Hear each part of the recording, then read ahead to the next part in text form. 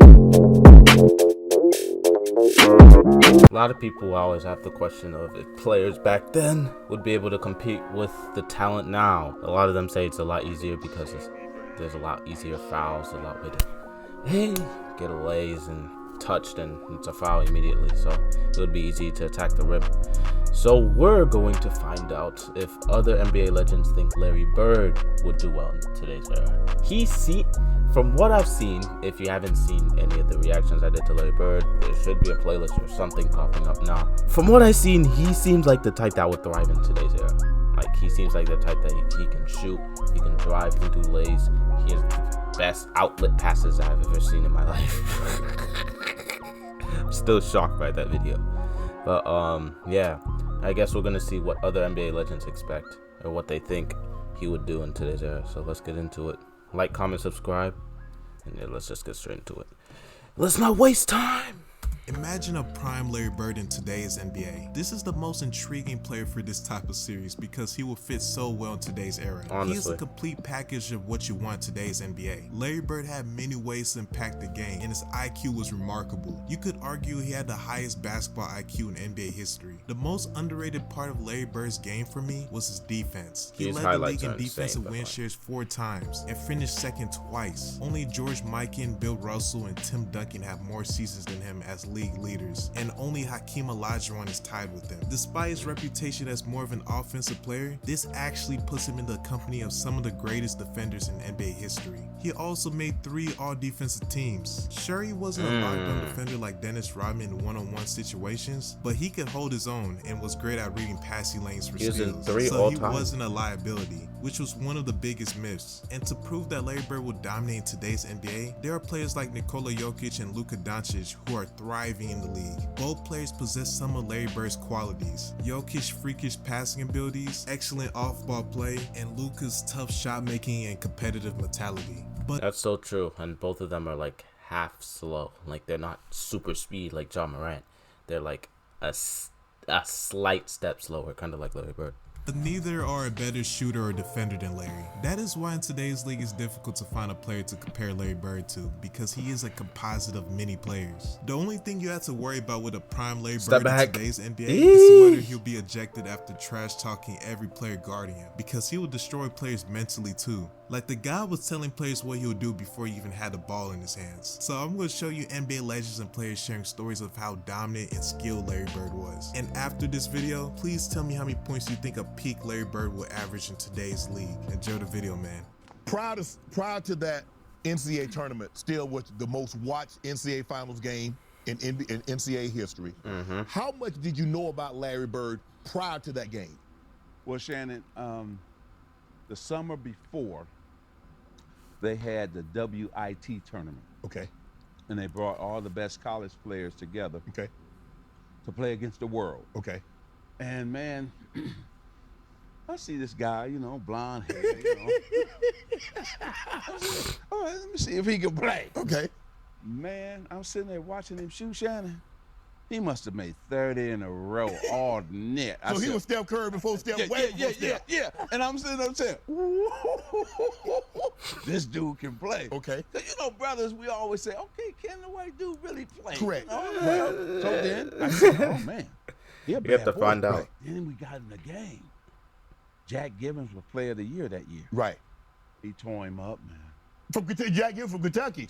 Kentucky. Because they won the national championship in '78. Right. That same time. Yeah, okay. Man, Larry Bird was taking it to him. I said, oh, man. I'm calling back home saying, oh, he for real. He for real. This dude Larry Bird? Right. Oh, he got it. He can play. He's dominating Jack Gibbons. Rich, I don't know. I think he might average 30. I mean, ooh, here we go. We got the averages. Averaging 30. I can see that. Nobody could ever rush Larry Bird. I know guys are way more athletic now, but his ability to shoot the ball, depending upon the team he's on, like, he can get anywhere he wants to be and shoot over smaller players, and he was one of the most crafty players the game has ever seen. So I think his game translates to any time period. Larry Bird talked a lot of shit. Bird used to tell me, look here, man, I'm gonna go shoot this motherfucking jumper in your face right there in that corner. And it's gonna be your Christmas present. I'm gonna wrap it up and bust your head open. All that shit. He was the coldest dude.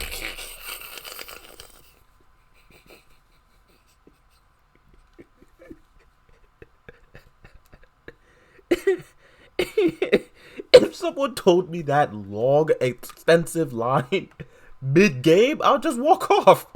I have no business. Ah, you're good, bro. You got it. What I ever seen with that shit, man. Everybody be talking about these great. That creative insult. What? They don't be always mentioning him. He was the shit. Yeah. The shit, man. He'll give it to you any way he wanted to. Hey, yo. Any way he wanted to. Larry Bird was cold. Cold dude, man. Real cold. Every night, show what you got. I don't know if I could ever tell you a memory. I'll just tell you that Larry was a phenomenal basketball player. The guy had unbelievable physical and mental toughness, which set him apart. I mean, that guy just would play through pain. Brown is hurt. Brown is down, and he's hurt. And here comes Larry Bird. Oh, yeah. He came back and won the game. Tough. Fracture of the right cheek. Playing with a broken face is insane. Nothing bothered him. Unbelievable competitor. Great hands, great vision, great feel for the game. And just, could go out every single night and just play at an unbelievably high level. Didn't have to shoot the ball really well to have a good game because he did so many different things. I said the dude just knew how to play. Yes. Right? And the thing that I loved about him is that he was a shit talker. And I wish you would have got a chance to play against him, Robert, because I swear to God, you'd have loved playing against him because the dude would just tell you where he's going, shoot it in your face, talk shit to you, and run back down the floor. Yeah. And he was just one of those guys that, he just had it. Mm-hmm. You know what I mean? Yeah, he I know had what you're it, talking and about. I saw it in college, and obviously saw it a whole lot closer when we get a chance to play against the Celtics. He was the biggest trash talker back in the day, but he would back it up. The first guy there, he was the last guy to leave. He wore that body out with the jumpers and the running and the movement and the concentration and the focus and the discipline and the sacrifice. He had it all.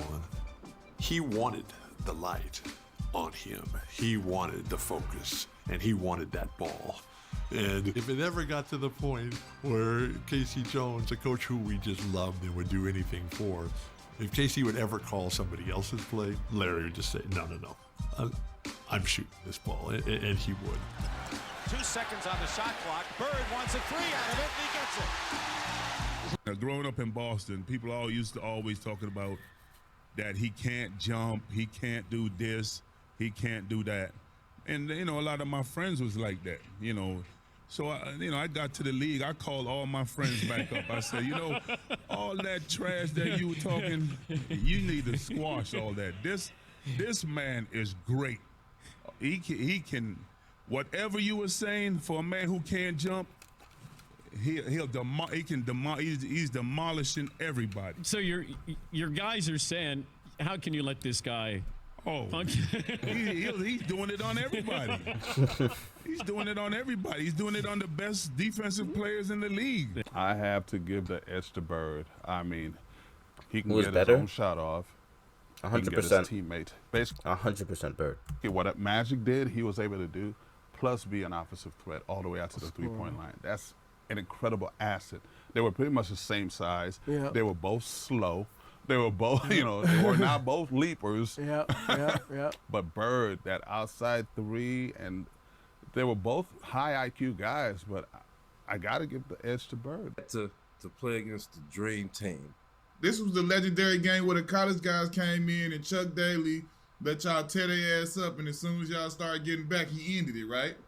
So funny. So when we got an invitation, it was 8 of us. It was myself, Bobby Hurley, Allen Houston, Chris Webber, Rodney Rogers, Eric Montrose. Shout out Penny Rodney Hardaway. Rogers, man. Shout out to OG.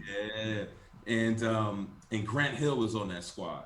So we get to La Jolla, San Diego, and we check into the Marriott. We go up to our floor, and we're walking in the corridor, and we see this tall white guy coming down the hall. And I'm like, damn, that looked like Larry Bird. So Larry Bird coming down the hallway, me and Chris Webber, and Larry Bird, you don't realize how big Larry Bird is until you stand up close to Larry Bird. Exactly. Larry Bird, legit 6'10". Real talk. When I first did it, 6'10". Yeah, he'd fit perfect in today's era. when he was coaching the pace, I was like, damn. So He looks walked 6'10", by it's us, he says, crazy. y'all those college guys? And we was like, yeah, we the college guys. And he looked at us and he said, get some fucking rest. It's gonna be a long week, and walked off. And we was like, what the hell? Which y'all got us into? Yeah, I'm like, okay, you know, we like Seemed like right, something what's you'd say. going on here? I wanted to say what's up, and he just came to me like this, like, dang. Larry broke into the league, Rookie of the Year. Yeah, had a strong first year. So I knew that I was teaming up with someone that was franchise-changing type talent. You know, this guy, I think he was born to play basketball. Seeing him come in and making the adjustment early, taking a team that had won 20 games the year before, and, you know, the next year, I mean, you know, they're 40 plus, and the next year they're 60 plus. When Bird was at Indiana State, and the first time we really got a chance to see him play on television, Indiana State played Bradley, and then, you know, fast forward, then they played DePaul, and Mark Aguirre, Terry Cummins, Teddy Grubbs on that team, and Larry Bird just, you know, he does this thing, and then of course they went on and they played Magic at Michigan State. But Bird was again, one of the greatest shooters, champions, competitors to ever play in our game. You now join Bill Russell and Wilt Chamberlain as the only players in the 40-year history of the NBA to win the league's MVP award 3 years in a row. Yeah, Rob, I wish you would have played against him, man. Larry Bird was the biggest shit talker in the league back in the day. He would tell you exactly where he was going, what he was going to do. And he did that to us in the finals. He was like, guys, don't worry about it. I'm going to go right over here into the corner. I'm going to catch the ball, I'm going to shoot it, and ain't shit y'all can do about it. I mean, just like, and he did exactly that. You know, so I wish you would have got a chance to play against him. You know, because I always think about that moment. I don't know how true this is, but you remember the time when he was playing Atlanta, and he told the guy, he says, I'm a bank of 3 on you, and the guy's just bullshit. So, yeah. On the out-of-bounds play. Throughout the game, throughout the game, he never got to say, he said, you know what? He goes back in the game. I think he had like 50 points that game or something. I noticed too, because Kevin McHale ended up having the most points ever scored by a Boston Celtic, right?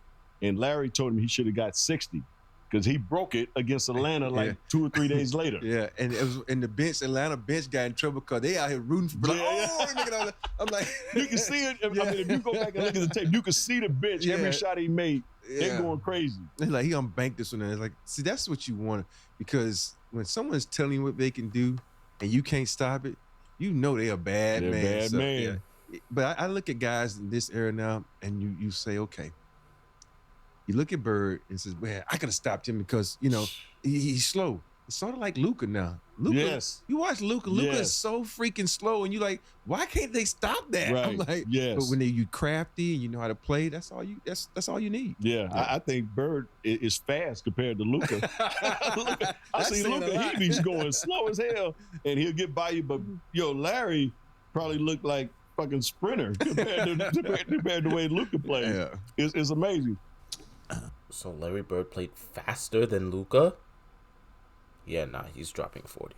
He's dropping 40 in this. If Larry Bird was faster than Luka, they kind of have very similar play styles. I think it was 86, 87. So we were playing Boston Celtics in the Eastern Conference Finals. So they gave me the task of guarding Larry Bird. Guarding Larry Bird, I'm like this 25-year-old rookie in the league. They said, Dennis, you have to guard him. And I'm like, you know what I'm saying, guard him. So that was my whole job, to guard the toughest guy on the team, on the other teams. So, so I'm guarding him. And every time I turn my head, he's over there in the 3-point line. He said, I'm over here, Rook. I'm like, I got to go out there and run out there like a dumbass. Let's go out there, try to contest him. He'll hit the 3. I'm like, okay, da-da-da-da. I remember the Portland game. I think it was Super Bowl Sunday. Not even Rodman. We were playing the Portland Trail Blazers. He had like 52 points or something like that. Rodman? We were down 3. He's a remarkable, crazy 3-point shot. He was leaning. And I was like, there's no way he's going to hit the shot. DJ again to make the inbound pass. The double team in Bird. Larry, fake, fall away. That's such a crazy shot. He's leaning, falling, gets a 3-point. I'm like, this guy's amazing. One thing I do remember now, this is practice, is I'm making a backdoor cut, and Larry actually spun the ball. Like, I had never dreamed of spinning the ball. He back spun the ball, bounced out in front of me. I about pulled a hamstring because I thought the damn ball was going out of bounds. It popped back up and it hit me in my hands. He just said, "You get open, I'll hit you." And I went like, "Oh, okay then." I was like, and that I do remember, because I remember thinking, I'm going to try that spin pass. I tried it once and said, I'm not doing that ever again. I get threw it out of bounds. Off of the ball. Sheesh. Back to Larry Bird to McHale for the pass. Man.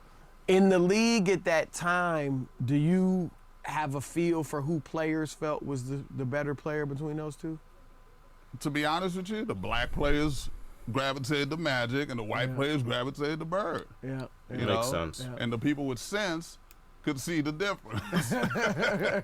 You know, and it wasn't about color or anything else. It was, hey, this guy can ball. Yeah. And that's why we used to always look at Bird like, maybe he's not white. You know, in a little bit of a way, because he's got a lot of swag. Yeah. Before the word was really hot. Played in the Garden. I got checked in the game, and Larry Bird was just standing there, and I walked right up to him, was like, "How you doing, Mr. Bird?" I'm you know, and then he just had his hands on his hip, and he doesn't even look at me the whole time. He looks at Paul Westphal because they were teammates together, and he go, "Paul, I know y'all ain't got this fucking rookie guarding me right now. You got to be fucking," and I got my hand out. My hand is still out, so I'm just like, "Oh well, somebody come guard 33 because I think I'm a guard." Some, like, for him to talk trash and never even icon or talk to me, I was like, "Ooh, this dude is dangerous." Magic was cool when I met him. I felt important for him. That's bad. Went right up to him, forget about the game. "Hi, Magic, how you doing?" Say, "Hey, what's up, baby? LA, you home?" Yeah. So the next morning, we get up and we go to practice, and Roy Williams is our coach, but we only got 8. So we like, well, how are we practicing, and what are we practicing for? So we spent, I want to say, an hour doing the 3-man weave. And I'm like, what's going on here? Then they bus us to another location where the Dream Team is practicing. And there's about 400 people standing outside waiting for the Dream Team to come out. They take us up to a top floor, and the Dream Team is practicing. They're finishing up their practice. And then they say, "All right, get loose and stretch out." We're like, "Okay, we playing?" They're like, "Yeah, we're going to play next." So we get out the gate. That's not fair. Like the first 15 minutes, we kicking their ass. we running them all out. Bobby Hurley in the lane, killing John Stockton. So they stopped the game and turned off the score. I think we were up like 72-66 or something, 64 or something like that. We lit their ass up, and then something happened. We're sitting there, and we get back to the hotel. Rodney Rogers says something to, it's a group of them. It's Larry Bird, Magic Johnson, and everybody's shooting the shit. And Rodney Rogers said, "Hey, Larry, you ain't hit a jumper since '84. Oh! Magic heard that shit. And we didn't think none of it. The next day we came in, and I never seen this. And this You one I can't was like, trash this is talk the different trash breed. talkers. Magic Johnson fed Larry Bird the ball probably about 8 times in a row down court. Larry Bird got the ball on Rodney Rogers, and every time he was about to make a move, he told him what he was going to do. Every time. One dribble, pull up, going left, off glass. One dribble, going right, spin, shot. 8 times? Nah, see, me personally, I don't care if it's Larry, I don't care if it's Michael Jordan. 8 times. You have to, at a certain point, you have to figure out, all right, I have to defend it. But if he was that good, then it's unstoppable. 9 times or 8 times in a row, left the court to go lay down because he couldn't sit on a bench. He had to lay down because of his back. And said, "Young fella, look like 84, huh?" And last time he made. Yeah. So I'm sitting there and I'm like, wow. I said, so that's they kicked our ass for the rest of the week. Larry and those guys, it's something I've watched my whole life. I turn around and Larry goes, "What's up, Sal? What's up, Larry?" He goes, "You ate it." "Yeah, man." He goes, Y'all not double teaming? I said, nah, just me on you. He goes, for real? I go, yeah. Yo, mouse in the house, mouse in the house.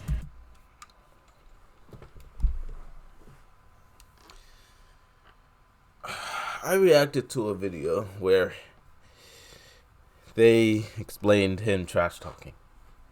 Half of the stuff in this video trumps everything in that video already. What? You're saying that in the playoffs? Okay, I mean, if you know you're him, I guess you're him. And post me up, and boom, boom, score. He said, "It's gonna be a long night, Sal." Bro, he plays like it's a movie. He's playing like it's a movie. We up 1, and we come out of the huddle, telling them these log lines before the match starts. And Bird looks at me, and Kent Benson is guarding Bird. And Bird looks at me and he goes, he's got no shot. And he says it right to Benson as he was standing there, right? And sure enough, he gets it in on the left side of the court, takes it down to the baseline. All right, here's Dennis, gets it into Bird. Larry, a runner. Got it! Ball game's over, Boston wins. Did you see that spin? Knocks it down, they win by 1. He walks off, he goes, I told you, you can't put him on me. He said, you better get somebody else who can guard me. So guys, I hope you enjoyed. He said, get somebody else to do it. The video, and tell me how many points do you think a prime Larry Bird will average in today's NBA? Prime Larry Bird is averaging minimum 47. No, I'm capping. Prime Larry Bird is averaging 40. I'll give him 40. I'll give him a solid 40. 40-38. If what they're saying is true, because these people could be capping. Luka is pretty fast. Luka's pretty slow, but he's not. I feel like Larry Bird is slower than Luka. But if he's faster than Luka, that's an easy 38-40. Easy 38-40. And with the trash talking, I'm pretty sure you can still do it. You just can't. It just can't be noticeable. Like, you can't see him talking to him. But I don't know. They got cameras everywhere these days, so who knows? But I'd say about 40-38. So make sure you like, share, subscribe, and show love to the YG gang. And all right, that's the end of the video. Pretty tough video. If you subscribe to this channel and to Young Gala. Young Gala puts up pretty good content as well. So yeah, got a lot more vids on the way. Like the video if you like the video, and I'll see you on the next video. I said video 3 times. I'm just talking on this beat, like it's just you and just me. We can say the side of the beat.